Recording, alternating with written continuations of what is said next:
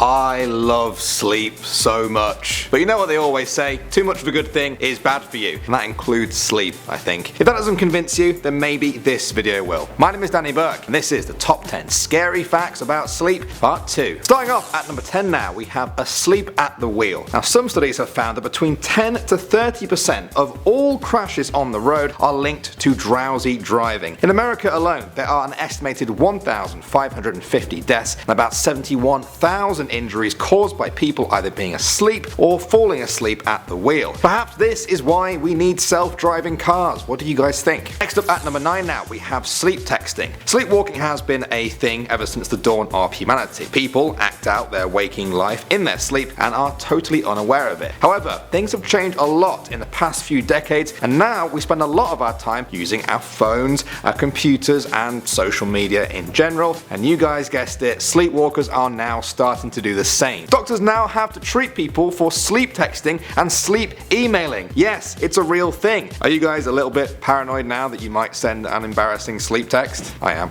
Alright, at number 8 now, we have sense of smell. You know in the movies when there's a fire and somebody wakes up to the smell of smoke? Well, research has shown this might not actually be how it works. When we're in a deep sleep, loud sounds will often wake us up, but not smells. A study by Brown University found that participants did not wake up from a deep sleep when presented with a range of strong smells, including the smell of smoke. This is why smoke detectors are so important, guys. Go and check yours is working. Not right now, but right after the video. Coming at number 7 now, we have babies. Babies need a lot of sleep. It's very important for them. However, parents are the ones who really suffer when it comes to sleep. Did you guys know that parents lose over 1,055 hours of sleep during the first year of their child's life? It takes a lot of work to look after a baby, and they don't really want to do things on your schedule. To put that in perspective, that amount of sleep loss is equivalent to losing 150 nights of sleep throughout the year, and I'm tired just thinking about that. Okay, at the number 6 spot now, we have ancient theories. These days we know a lot about sleep, but like I said in the first video, if you remember, scientists still aren't exactly sure why it happens. Ancient civilizations had their own kinda scary theories on the subject. The ancient Egyptians thought that dreaming was a sort of journey to the stars, a realm between the living and the dead, where a true source of higher consciousness could be found. This reflects with some modern beliefs such as Aboriginal Australians who call dreams the all-at-once time. For them, our dreams are a place where the past, the present, and the future all coexist. Kinda makes me a little bit nervous to fall asleep now.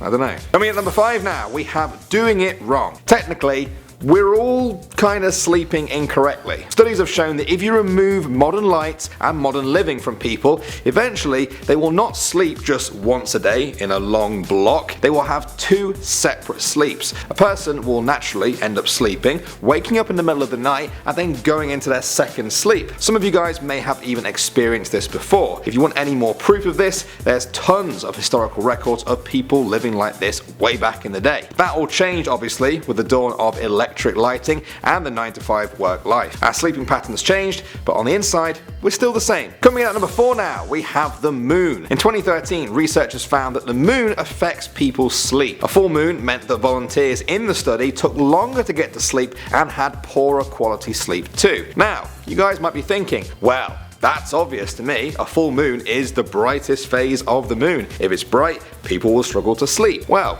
here's the thing though, the volunteers were inside a building for the whole study and didn't see the moon once. So it seems like the moon does have an effect on people even if we can't see it. What are your theories on this? Coming at number 3 now, we have premonitions. Sometimes we have horrible nightmares where we or our loved ones are seriously hurt or even killed. They're not nice at all, but after you've woken up, you're fine and you can carry on with your day. Sadly though, sometimes people have premonitions in their sleep and they get them right. Abraham Lincoln famously predicted his own assassination, while others had dreams of the Twin Towers going down before it happened. What do you guys think about this? Is it just pure coincidence, or do we sometimes have the ability to see the future in our sleep? Alright, coming at number 2 now, we have faces. This is just a theory, but here it is. Some people say that every face you see in in your dreams is the face of someone you've seen in real life. This doesn't have to be a person you particularly know very well. Perhaps you just saw a stranger getting off the bus, perhaps it's a random person at school or work that you've never even talked to. But the theory is your brain collects these faces and then uses them to populate the world of your dreams. I think it would be even scarier if you then recognize that stranger from a bad dream you had. And finally, at number 1 now, we have Kleine-Levin syndrome. This is perhaps one of the strangest sleep disorders I have ever heard of. It only affects about 1,000 people worldwide, so it is very rare. The victims will live and sleep normally for weeks and months, and then with almost no warning, they will go to sleep for days or weeks at a time. They may wake up during that time feeling disoriented and will eat or use the bathroom, but there is no stopping them from falling asleep again soon after. This condition mainly affects teenagers,